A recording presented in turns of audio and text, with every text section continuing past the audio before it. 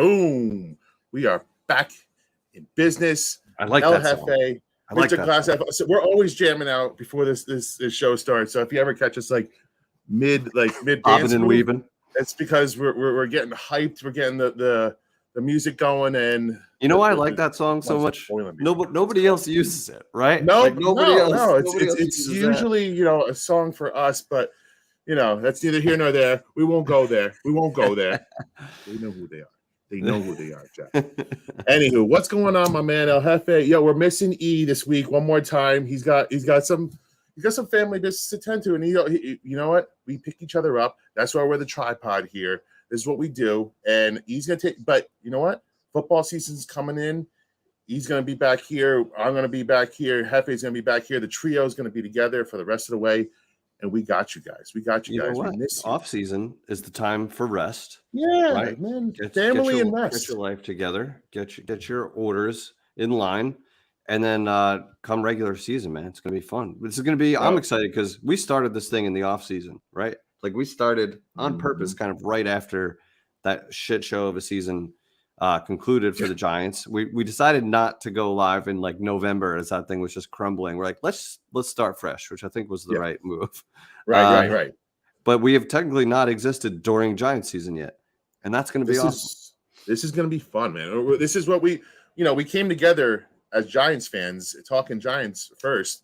Then, our biggest content right now has been the Rangers, in their playoff run, and now we're gonna, we got a special guest here to talk some baseball here. We got an awesome guest. I love this guy. And I'm going to bring him in. We typically like to talk about our weekends, but we ain't have shit going on. Listen, this is the dog days of summer. It's the dog days of summer for baseball, for sports, for just going out. Like everybody's getting a little bit sick of summer because it's 95 degrees outside. But we're getting through it. But we're going to bring you guys a fun guest. We're going to start talking some real baseball here because it's the All-Star break, All-Star game going on. And we have an awesome guest, none other than Clem from Barstool. What is good, buddy? Let's go. What's going on, fellas? How are we doing today? Like you said, it's hot as hell outside. Weekends are just the same. Weekends for me, it's worse than during the week because the kids are home. Now I get to throw their asses in camp. They get so tired during camp. Something I didn't realize is our first year doing camp because they're old enough now and COVID's done in my mind. Everyone's just fucking, it's out of sight, out of mind right now. Not so much with everyone here on the podcast. I can say that right now, though, because we all had it a few months ago. Everyone's fine as of the current time. So we go to the camp, we get them out, but then they come home and then they're with us all week. You want to know? Listen what I'm doing this weekend, boys. What do you got? Hit me. Taking the wife and my daughter are going out to a Backstreet Boys concert. That's what I have to do. I have to drive them. They're going upstate. We're going upstate. I'm going to take the little man to a hotel. They're going to go to the concert, come back to the hotel. We're going to have a little family vacation away for the weekend. But I went to a Backstreet Boys concert with my wife like 15 years ago when we were dating, because that's the stuff you do when you're dating, right? Hell yeah. Sure. Right. Yeah, absolutely. Yep.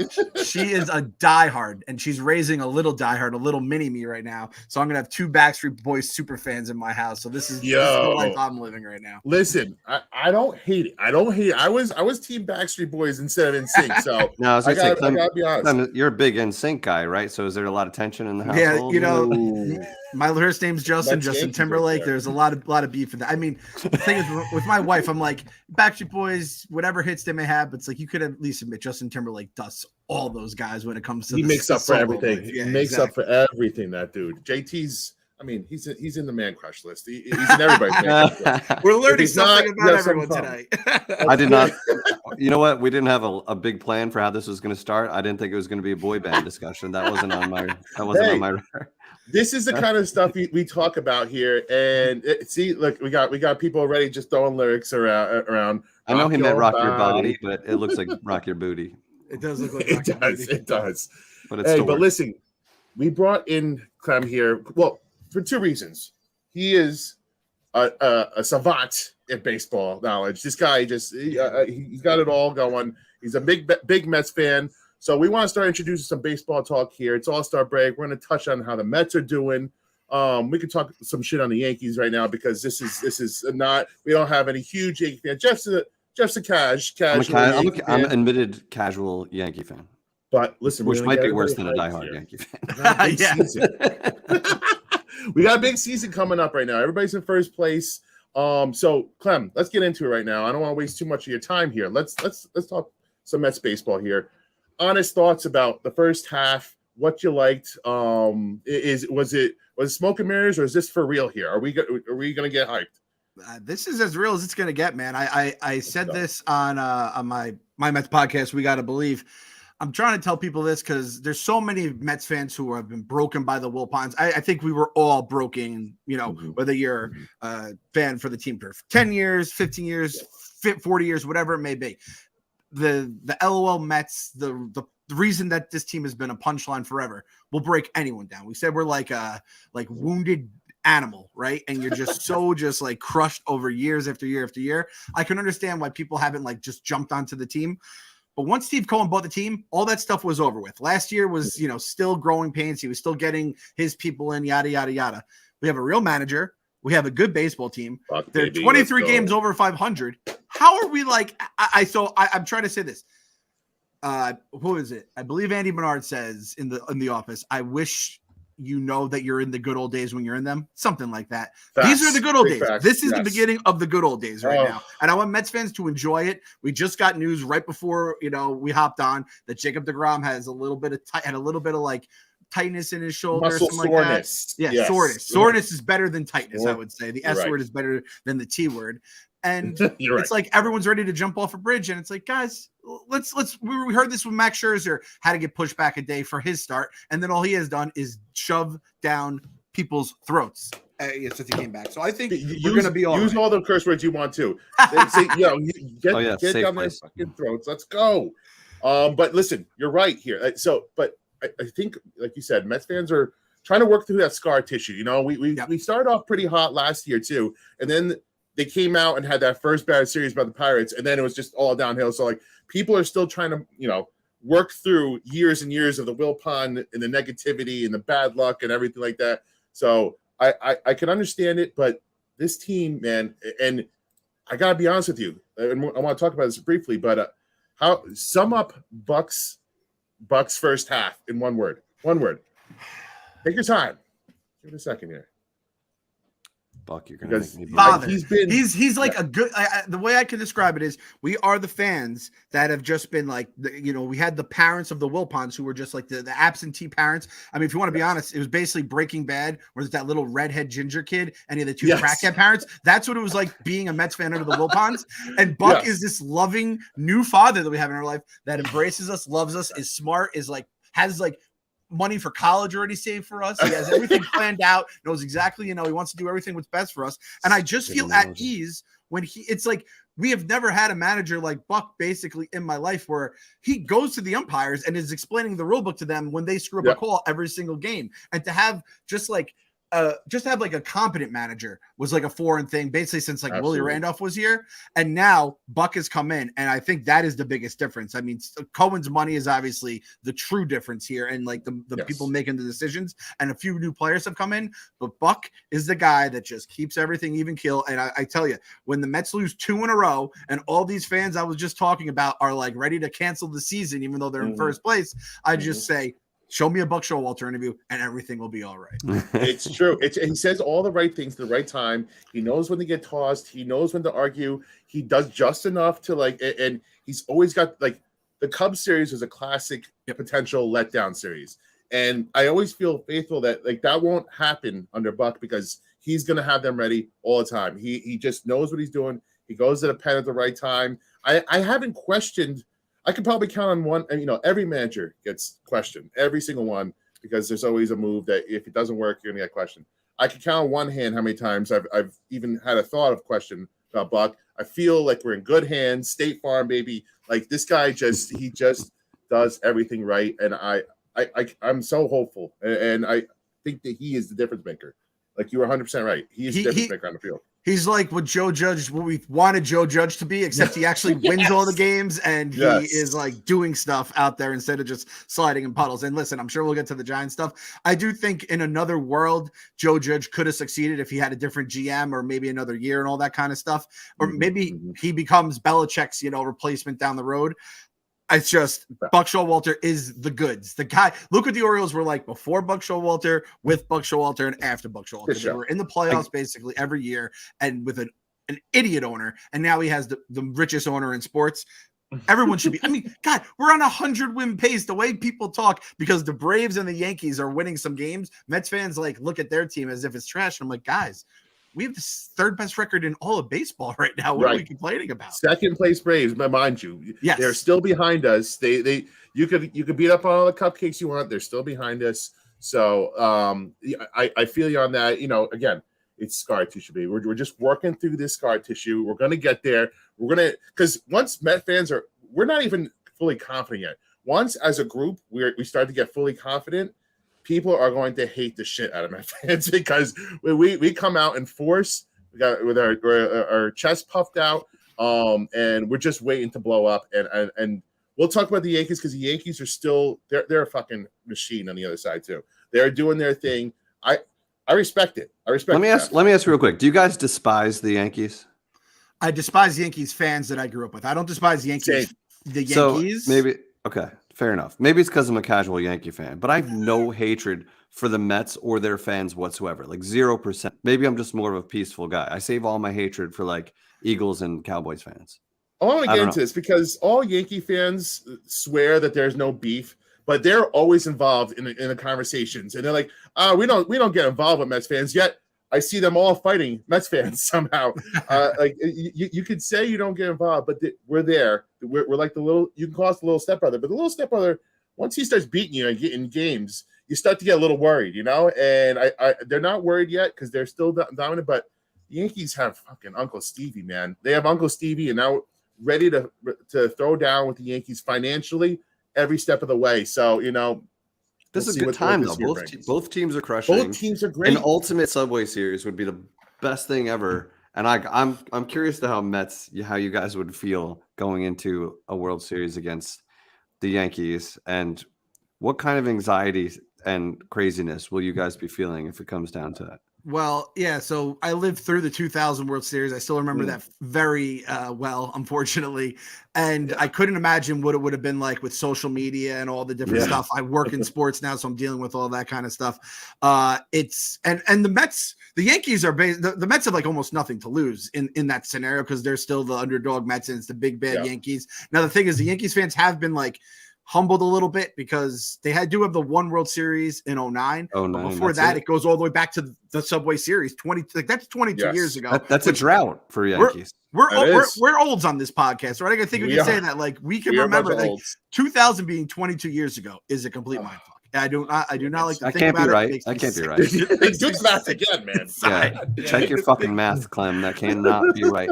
That's the worst part is I'm like, and I always say, I go, it's so easy to do the math. It's just 0 plus 1. Like, God damn it, that is the truth. 22 years ago will be forever like 1987 in my mind. You know what I mean? Somehow that makes sense. Right? It makes perfect sense.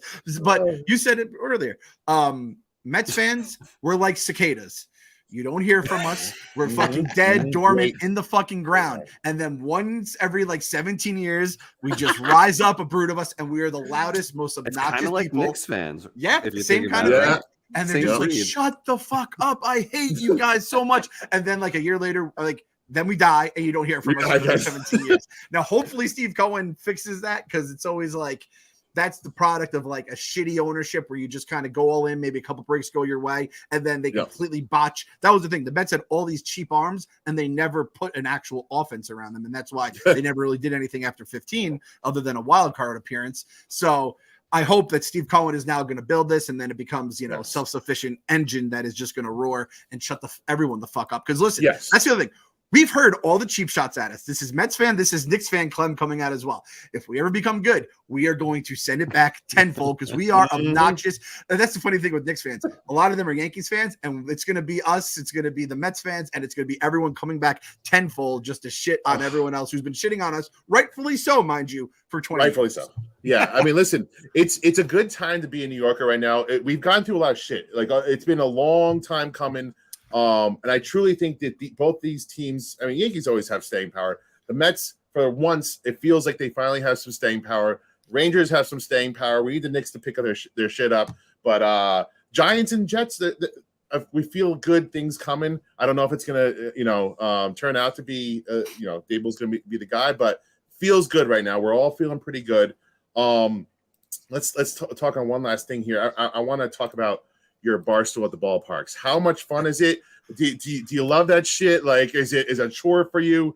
Give me a rundown of how awesome it is, because I want to go to this. Tell me how it goes over there. It truly is. It's an absolute blast, and that's coming from someone who doesn't really live the life that would really embrace something like this. So for those that don't know, we do Barstool at the ballpark. Once a month, we have a game. It's usually Saturday night. We just have one on a Tuesday, but it's usually Saturday night, and it's either $90 or $100. And for that, you get a ticket to the game.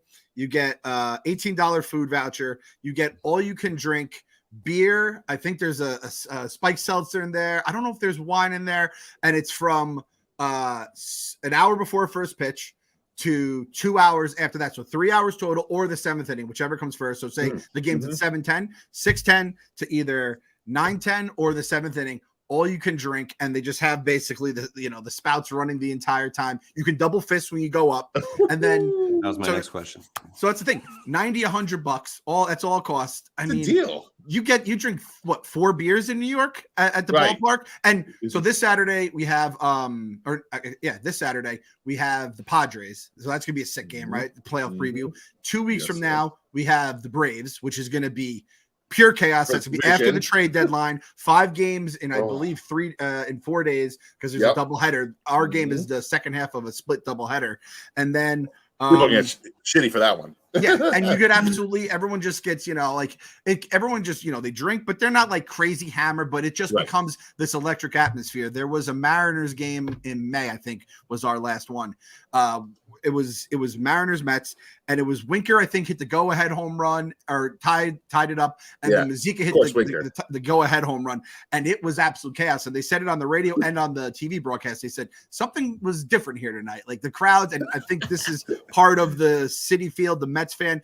When the Mets are good, the crowd is awesome, whether it was at Shea, whether it's at Citi, and that is going to be a product of Steve Cohen. You add a couple of, idiots like us in the left field, bleachers, basically drinking their faces off and, having a good time all together. We had people doing beers out of shoes, chugging it. We had a cup snake like they do at Wrigley. So it's absolute, it's bedlam. And that's the way I think, all sports events should be. It's like, it's not like that at Giant Stadium. You have that older, quote unquote, classic crowd. You don't really have, the Garden, you have everyone in their suits, the corporate seats and all that kind of stuff. And this is just a good night out. And again, if I was in my 20s and doing this, I'd just take the train in, get loaded, take the train out. I have to drive down, so I have a beer or two, that's it. And then I kind of just cut it from there.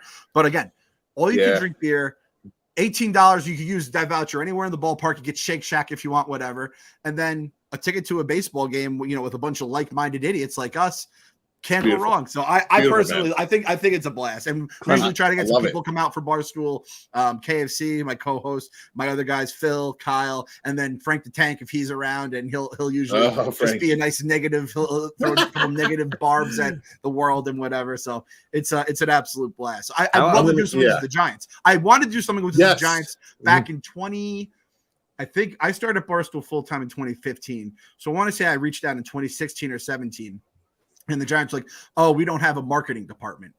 And I was like, shit, you don't need one, because there's just season tickets. Back then, season tickets were, generation upon generation. Now I see, buy season tickets now, still available. Times have changed since I started at Barstool, because trust me, I've had a blog every one of those goddamn losses. And I'm hoping this revival, whatever, the Yankees are going to be good. I don't care about. I hope this revival this happens sometimes. We've seen it in Boston. I think Philly has kind of had a little bit of this bubbling up. I hope this revival spreads across everyone in New York. It's the Mets and the Yankees roll into the Knicks. I don't give a shit about the Nets. I don't think anyone does. The Giants, I hope the Jets might be decent. So.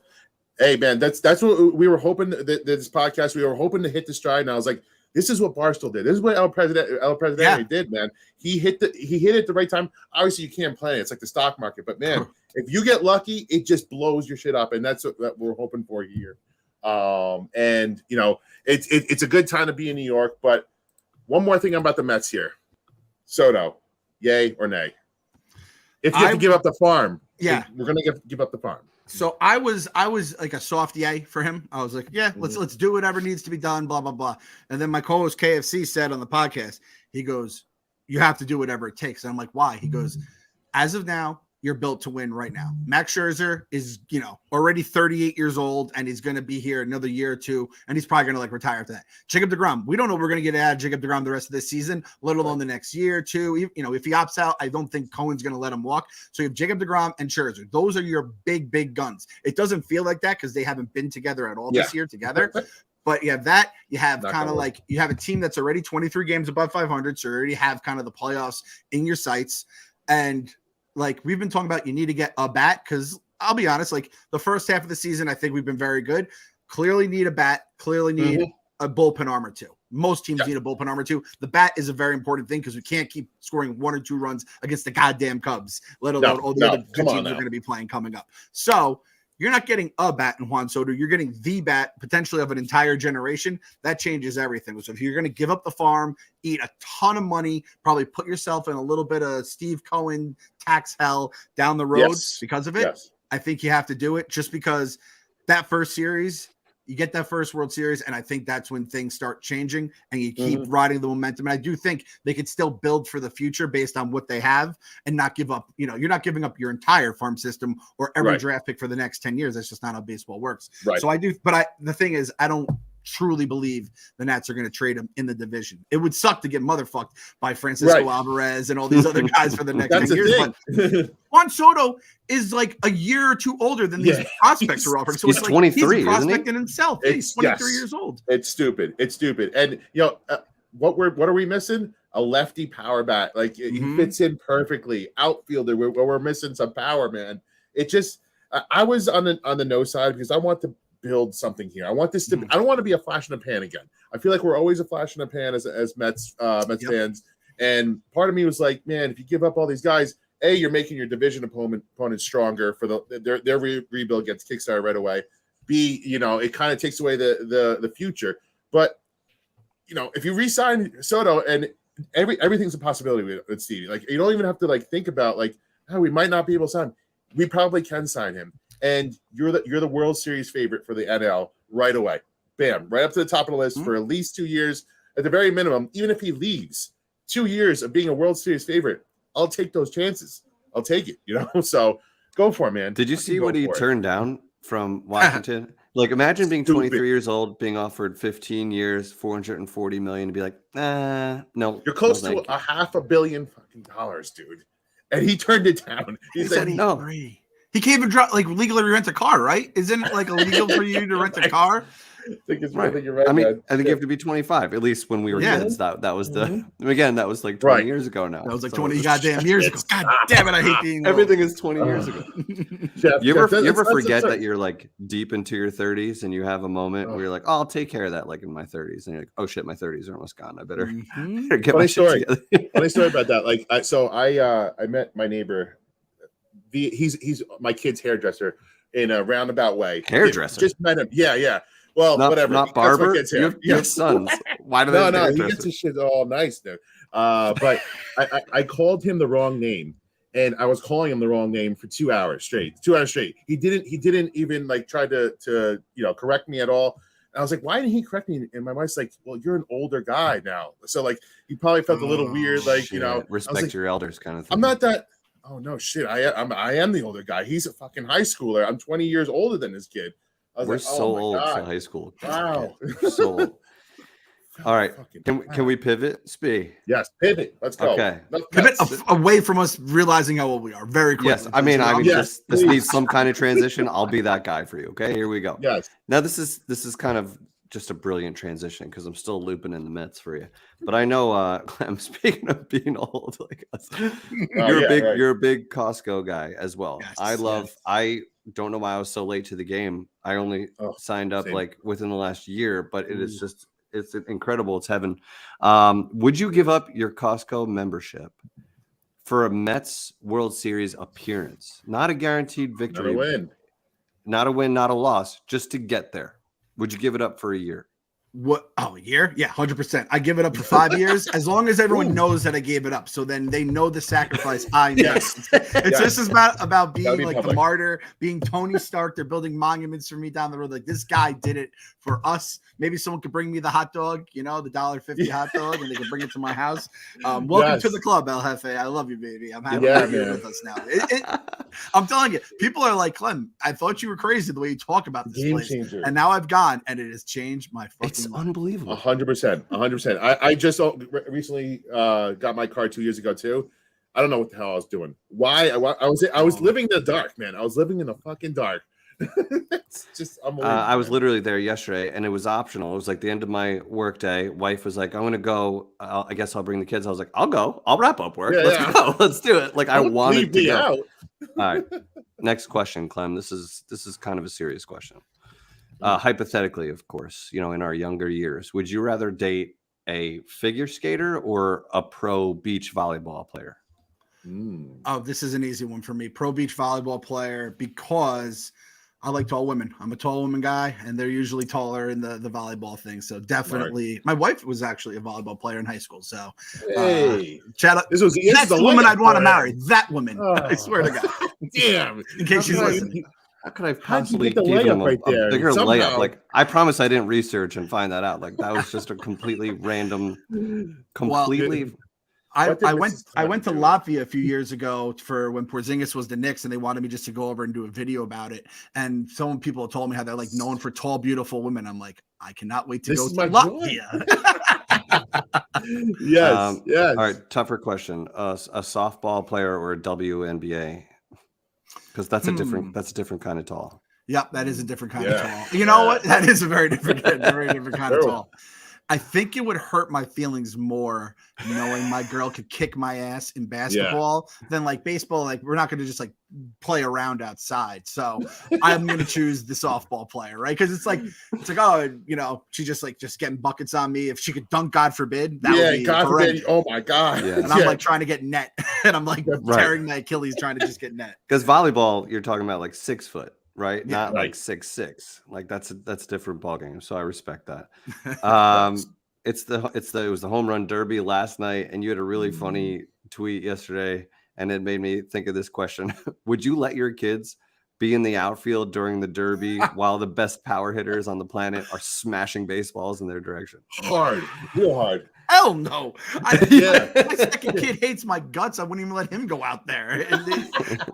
For the record, I always say, by the way, my new thing is I put on my second born kid's life, because it's like the first born, he likes me. She loves me. Second guy, he told me the other day in the car, we were driving, all 4 of us, my wife, my 2 kids. And he goes, Mommy, I love you more than I love Daddy. And he's not like prompted or anything. And then I turn around, I'm like, I know, dude. Why? Trust me. Why? I've known since the day you were born.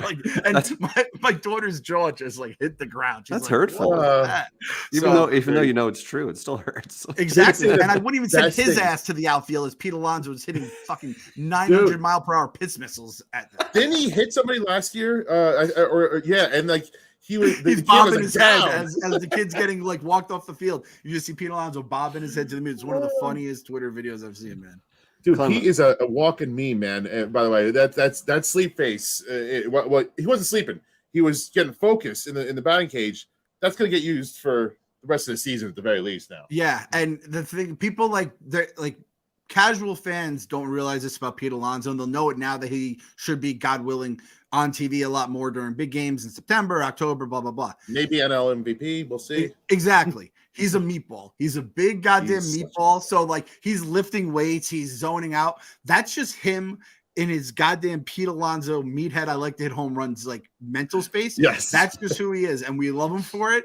He is not trying to be a hardo. He just is that's what he is. He's like, I'm Pete Alonso. I hit home runs. And we love him for it. But that's exactly. So I'm telling you, there's going to be a lot of hate towards Pete Alonso come October because he does that stuff. And us as Mets fans have that is our guy. And he's going to hit fucking bombs off of your pitchers. So I'm just letting you guys know now, especially those 4 games against the Yankees coming up, there's going to be a lot of this fucking guy, and it's going to be fucking a ball Vinny in the fucking bleachers. Settle down. Oh man, I love it. Well, man. just so you know, Clem, if you ever took that deal to give up your Costco membership, we had a volunteer here to do your Costco shopping for you if needed. TK, he's all about logistics. TK will step up to the plate. Yes, do all your shopping for you. What a guy! He just wants to get to Costco more often. See, people are just dying to get in there. Any excuse. What's your order of teams? Like, are you like for me? I'm Giants, Rangers, and then probably Knicks and Yankees. Like, where are you? I imagine Mets and Giants are up there for you. But like, what's your most diehard? Yeah, so it does change. It has changed throughout my life because the Knicks were the first team like I fell in love with. I know the Mets were the first team that got me into sports. Then the Knicks I was just obsessed with. Like I think a lot of people go through like basketball stage, right? Because you're playing it, or the other sports is not as easy to play. At least like just with the kids in the neighborhood or whatever. So I'd say like within the most recent years, I'd say Mets won. Giants are close to because I like NFL more than I like baseball, if that makes sense. Like I cannot watch. That makes perfect sense. I could not watch a random even the Astros against I don't know, the Dodgers. I couldn't just watch that game. It's so regional. Let me get some 9 innings in now. But I could watch Jacksonville versus Tennessee, Colorado on Thursday night and be obsessed with it, right? Or have some fantasy impact, like something. There's a reason to watch that game for some reason. Exactly. So it's Mets, then Giants, and then the Knicks. The Knicks have just beaten me down so goddamn much. And the fact that for all of John Mara's faults, he was the Maras are a decent ownership group. Yes. And now that Cohen is in with the Mets, that makes them all that more. But I know at the end of the day, James Dolan is the one signing those checks for the Knicks. And I know at the end of the day, no matter what Leon Rose is doing right now, I've been kind of thinking Leon's cooking pretty good right now. Everyone jumping off the buildings because they didn't know the exact terms of the trade. I'm like, guys, settle the fuck down on draft night. Everything's gonna be all right. I know James Dolan's gonna screw it up at the end. So I'm thinking big picture. Oh fuck, where everyone's just freaking out because Stephen A. Smith is freaking out on TV. So I think because of that, the Knicks are third, but it really does if they we'll see. Next year, I'm going to come back on, and all three teams are going to be in the playoffs, and you'll say, all right, where are you now that everyone's equal? Because it's just so much easier. I mean, you guys know, by the end of that Giants season last year, I was just like, I don't even want to watch these games. And when Glennon was in, it just made it was the closest thing to unwatchable football. It's moving up and up too. It's like November, it used to be December. All right, we're done in December. Yeah. Now it's November, we're done in November. And it was creeping towards almost October. We were like, okay, I hate watching the games already midway through the season. I need that shit to be done. I need to get invested in the football till at least December again. I don't want to look up. I don't want to look at mock drafts before Halloween. That's basically my goal. And to be honest, there have been some times I was looking at Justin Herbert highlights back when they didn't know if he was going to stay or go, and it was mid-October. This is not healthy. That's not healthy. No, you have to wait so long for that to be reality or even possible reality. That's the worst part. It might not even happen, and I'm already dreaming about it. November, December, January, February. That's it's almost 6 months away that you have to wait for, and it's you then have to watch 10 weeks of your awful team go out every single week. So I'm praying to God that again they haven't been above 500 since 2017 for even a day or something that. I think they own the longest. That sounds about right. Yeah. We're in the bottom of the league talk. We are the Browns now. It's just I never thought we would get to this point, but we've gotten here. Let's hope we finally bottomed out, but last year was the bottom, was the lowest of the low. That's as bad as it got. What was the one play that was the low? What was the thing that you'll think, all right, this is when things turned around was after this? Because I know my answer. Yeah, it was the QB sneak. Yes. Third and 39. Had to be. And I think they did a sneak on second down before that. Yes, they did. And we almost forget about that. Which, you're on the one. And then it's you know what? We surrender. We don't know how to play football. Let's just kneel again, kick it away, and see what happens. I'm 99% sure Judge was coming back before that. Those two sneaks literally put the in that case, thank God he did it. Thank God he did it. I know you said Judge. I mean, Judge was given a shit hand too, because I don't think he had full control. But I didn't think he was that great of a football coach after 2 years. In terms of, are these guys in the right positions and making the right decisions? Are they calling the right plays? I didn't see anything good happening. So at some point, he's still the guy that didn't get improve anything. And no, that's 100% right. And I do think like they really did screw themselves by keeping Jason Garrett around 2 years. We were done with Jason Garrett year 1, and the fact they brought him back for year 2 still drives me absolutely. I'm like, feel my anger levels rising as I'm saying this. However, at the same point, it's like I said the same thing with Shermer. I hated Shermer. I remember they were like rumored. I'm like, Pat fucking Shermer is who we're going to be going after the New York. At that point, the New York Giants job still meant something in my eyes. Right, so I was like, no way is Pat Shermer going to be the guy that's hired. And like there was a point, I think it was during an Eagles game, and Peterson just made him look so stupid. Like he like subbed out the packages with the punt team, and then the offense came back out, something like that. And like Shermer had to burn a timeout, and then he like ended up switching it, and they got the first down. And I go, that guy is not the guy that can. You have to go. Can we win a Super Bowl with this guy? And I was like, that guy does not have the game management skills to win a Super Bowl. And I think we kind of learned that about Judge. Unfortunately, at least his first go around. Hopefully gets better down the road. But at this, like there was enough shit. Right? What was the final number? 77-0 before halftime or something. Like that. That was the most ridiculous stat I've ever seen in my life. That's impossible. And our defense was like the strong point of our team. So you're still somehow giving up points and you just going further behind the 8 ball. Well, if you really think back on it now, it's like, at the end of the half, they've been on the field the whole fucking time. No shit, they're tired. It's the last 2 minutes and they're getting thrown on, and it's hurry up. So it all made sense. It kind of does, but like it's to nothing. It wasn't 77-23. Right. It was 77-0. The offense couldn't score a field goal or something. Like shit, man. No, that was the worst brand of football I've ever seen. I came up in the Dave Brown era. That was like my first time where I would watch football every single Sunday. Was the Dave Brown era, and I've never seen anything that bad until what just happened last season. Hey man, what is with us? Can we not draft Duke players anymore? Can we just not? Like, I'm done with it. I'm done with Duke quarterbacks. Dave Brown, fucking Daniel Jones, and we'll see. Okay, I actually want to ask you about this. Daniel Jones guy, is he gonna be our quarterback in 2023? Clem on the spot right now. What's your gun to your head answer? I mean, it's that I hope so, and it's I mean, I have kind of like just gotten in on the bandwagon because again, let's remember everyone on draft night was booing him because they didn't draft Dwayne Haskins. That's how this whole Daniel Jones, and he was drafted too high. He was drafted above. Let's look. Dwayne Haskins and Drew Lock. Those are the 2 quarterbacks he was drafted. And listen, I get the Josh Allen thing, the other Josh Allen, the defensive end that I wanted him too. That was it. I know I've been told that like the night after the draft, I had someone who like knew someone in the Denver Broncos system was like, they were taking him. The minute Jones got drafted, they traded back. So they weren't going to get, my heart of hearts do not believe they would have gotten Daniel Jones. Was Daniel Jones the pick there? Well, Justin Herbert would have been the pick, which everyone would have hated at the time because he was, they hate because everyone made fun of the Chargers when they drafted him the next year. And look how that's turned out. So no one knows what the fuck they're talking about. This is the thing. After the 2019 season, we all were in on Daniel Jones. He had 24 touchdowns, 12 interceptions. He needed to fix the fumbles, and he needed the team around him to get better, especially the line. None of that happened. He got a much worse play caller somehow than Pat Shermer, who's like he's an all right play caller. He's a good offensive mind, right? That's all he does. But Jason Garrett was probably the worst offensive coordinator in the league. The offensive line never really got better other than Andrew Thomas. And, he had some shit injury luck. So it's like, I almost wanted to be like, all right, can we get these last 2 years back and just have that under the contract? At this point with Daniel Jones, though, like I do think he can be good. I don't know if there's too much, like you say, scar tissue with him. I'm almost at the point where it's like, if he can't do it here, I want to see him be a Ryan Tannehill somewhere else. And it's like, because this was the same kind of thing with Tannehill where, I mean, even after that Saints game last year, everyone was like, all right, I'm back in on Daniel Jones. And then they finally get rid of Garrett a few weeks later. He like breaks his neck the first goddamn snap of the Eagles game. We have Carpenters telling us stuff. We have free media Pepsi. Just think of all the chaos we went through last season. Chaos, dude. And that's us. As fans went through a ton of nonsense. I can only imagine what was going on in that building with that GM and all those other idiots that, have since lost their jobs. It must have just been hell. And hopefully that Shane and Dable can fix it. But this is the other thing I'm going to say.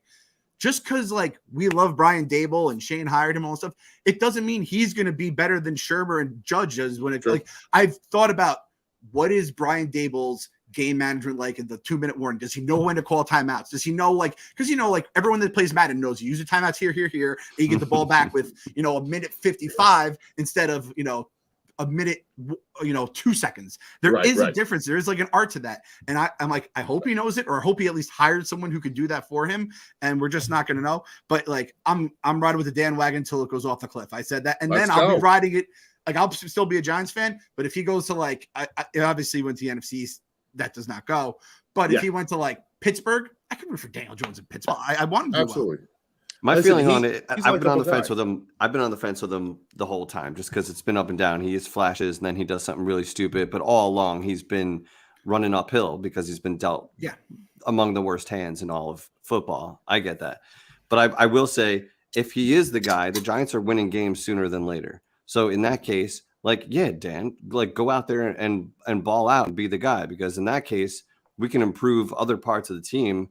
Maybe franchise tag him next year, see what he could do, and then go from there. And you have your quarterback, as opposed to taking a rookie next year, waiting 2 years for that big jump, and trying to like you're looking at 4 years if he's not the guy, versus 2 or 3 if he is the guy. Yeah, and everyone keeps saying I understand the thing too. Like if he's good to very good, they'll use they could use the franchise tag on him.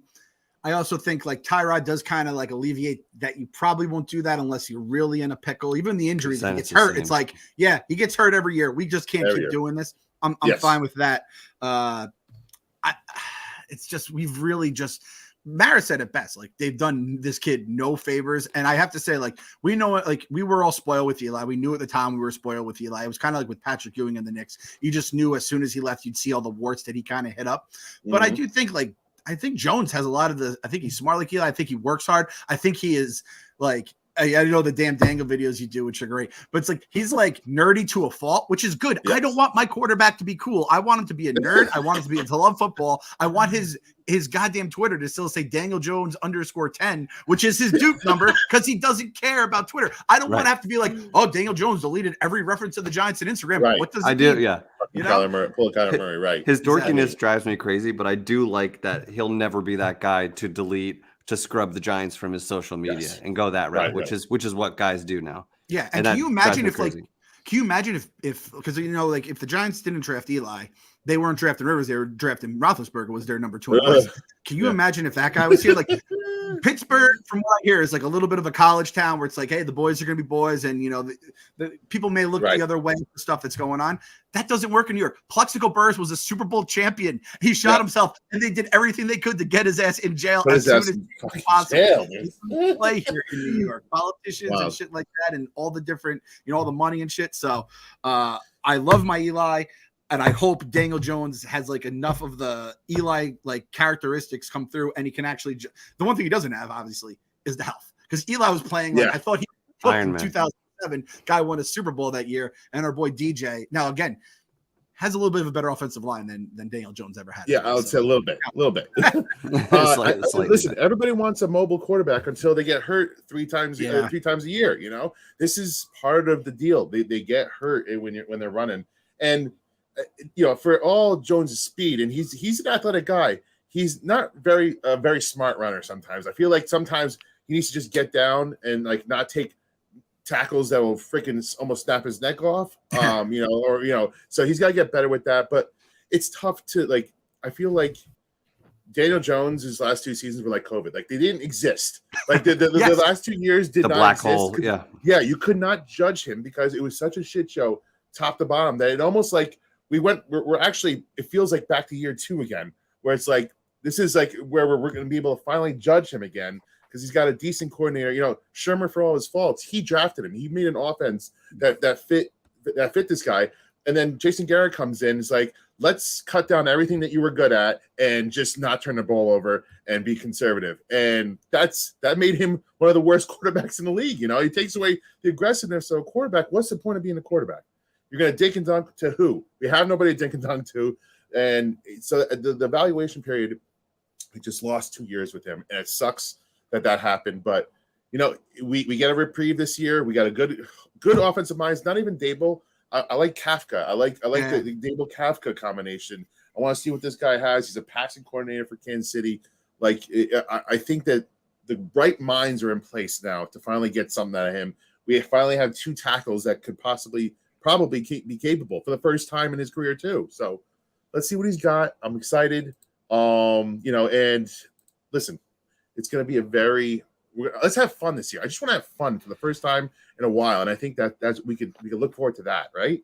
Yeah, Kafka I like too, and I had heard from a few people. They said I think the Chiefs thought Bieniemy by now would have gotten hired, and I don't know if there's anything in his past that's stopping that, but I think they wanted to elevate him, and they couldn't really do it, and now he's here, which thank God. And I would have loved to have Dorsey as well, because I know a lot of people say he was a big part of Josh Allen kind of becoming. Which again, everyone tells me how the same with Saquon. Saquon gets all this shit. It's like, well, did you want Sam Darnold to be the quarterback of the New York Giants? And then it's like, oh no, I wanted Josh Allen. Show me the tweet that said you wanted Josh Allen. Right. You knew because it was either Darnold or it was Josh Rosen. Those were the two guys that I heard about nonstop. So it's like neither of those guys were the goddamn answer.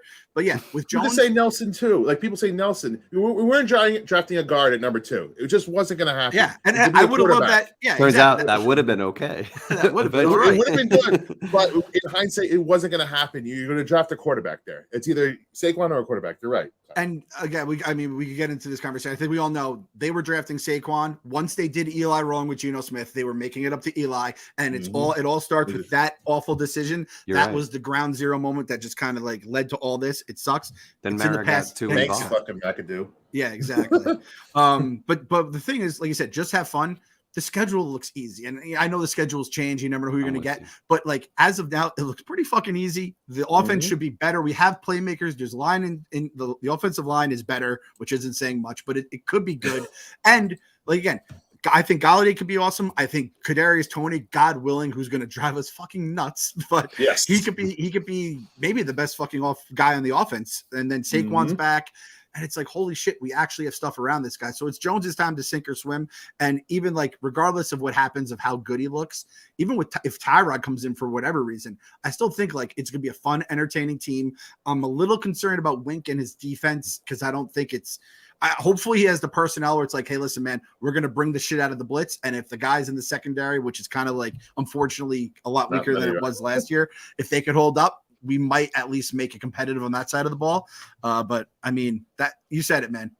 Just make us good. Get above 500 at some point. Yeah. Week 1 against the Titans, who I think I'm not loving the Titans this year. I think Vrabel's a good coach, but they lost AJ Brown. They kind of got a little exposed in the playoffs. I mean, they were the 1 seed though, so you have to give them credit for that. And they had guys hurt all year. But you have that week 1, week 2 against the Panthers, and it's like, all right, here we go. Man. And then from there, it's like there's a lot of winnable games on the schedule, and then you let the injuries and all the chaos of the NFL play out as it may. But just give us fun. That's all we're asking for. I'm with 30-point games, maybe. Mix it in a couple of 30, a couple of big scoring games. A lot of people who say you got to throw out, the strength of schedule and all that. I'm like, I don't throw that shit out, because I was scared shitless last year looking at the schedule with the Chiefs and the Bucks back-to-back Monday Night Football and that stuff. I'm like, that's not good. Those you could pencil those in for 2 losses. This year, there are not really scary stretches. It's among it's based on last year's performance, it means something. It is the weakest strength of schedule in the league. The NFC East has it pretty easy this year. I just think brand of football wise, it's just going to be night and day from last year. Right.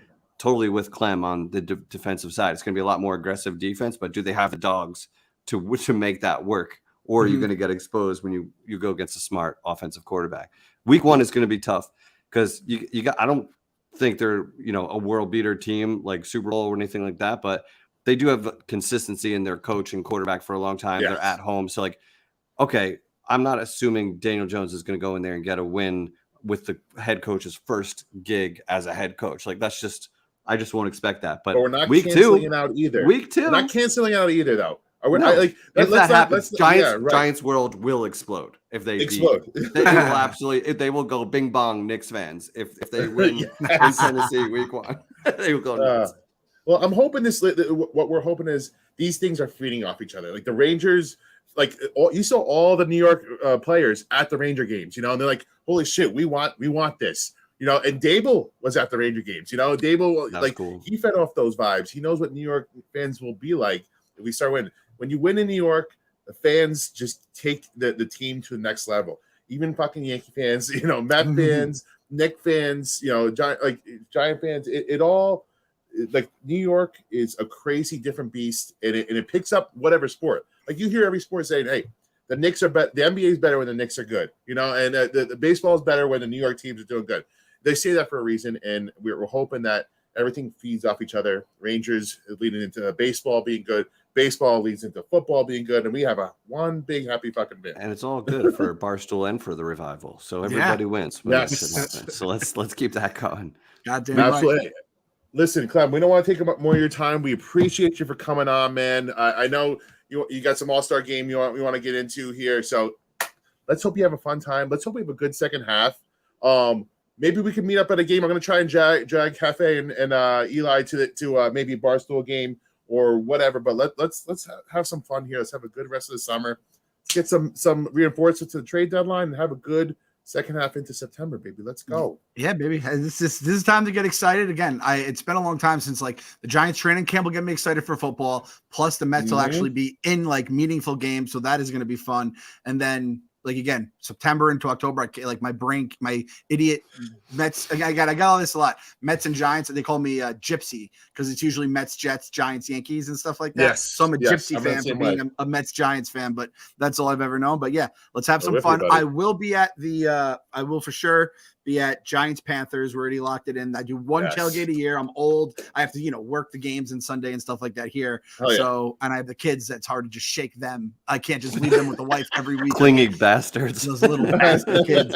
So we always try to get to an early. We went to a game. I don't know if you guys remember. It might have been against the Panthers again.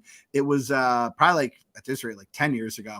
It was like that. It was an October game, but it was a snowstorm. It was a huge snowstorm at the end of October. And we said, I was at that one. You're at that one. Me too. And we said, nope, never again. Cause like we lost power here. It was an absolute nightmare coming home, hungover. We said, we're never going to a game after like basically like the third week of October. So week 2, I'll be at the Meadowlands. We'll be doing tailgates. We met up last time. We'll do it again. So that'll be a good time. And then, Mets baseball, hopefully. And we got some watch parties too. We do a watch party at Blue Haven East. We're doing Nationals on August 2nd, the Yankees game on a Tuesday. And then I think we're doing a Brewers game as well in September. So we just go to the bar, have some fun. And it was rowdy. Good time.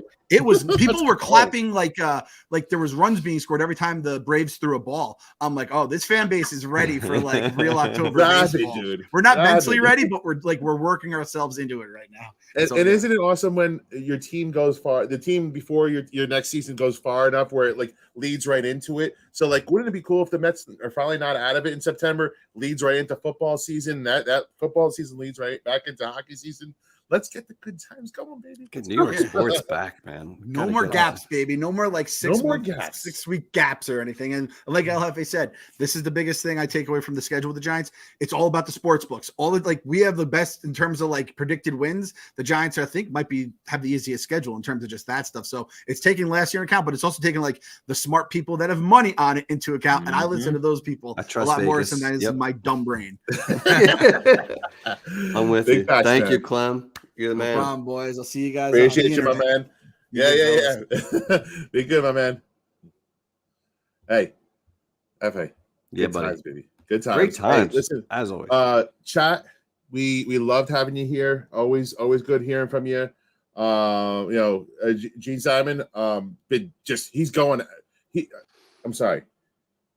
He or she. I can't say for sure. Sorry. I can't say for sure. Can you shout your sex out, my man? Because I don't or Mrs. Gene Simmons. It's Gene Simmons.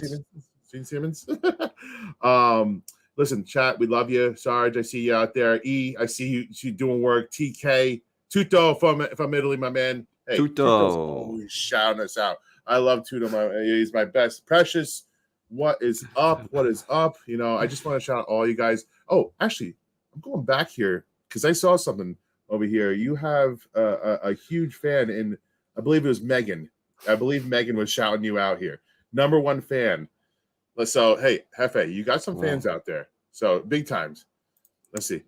Hey. Oh, thanks, see? Megan / Tommy G. Appreciate you, Megan. I think Tommy G must be on his girl's account or something. But hey, all right. Well, hey, listen. Thanks, guys, for listening to us. We're going to talk some more Mets. We're going to talk some more Yankees. We're going to try and get you guys to football season by talking some good baseball. Don't sleep on baseball here because like summer's going to be fun. There are 2 first-place teams. Let's all get involved. Let's support the New York teams, and it's going to lead right into some New York Giant football. We're gonna have some rivals in here too. We want people to talk shit, fun talking shit on this show. Bring your Yankee fans, bring your Met fans, bring your Jets fans. We want NFC East people coming in. Tell everybody about the show, and I want some shit talking here. We want to get hyped up. All right, so make sure. Yeah, we appreciate everybody. Subscribe, tell your friends. We're gonna have a lot of fun during the season. We're gonna come up with some good segments and stuff. I'm with you, TK. Who doesn't? Right. All right. We love you guys. Have love a you good guys. night. We'll talk to you soon. Peace.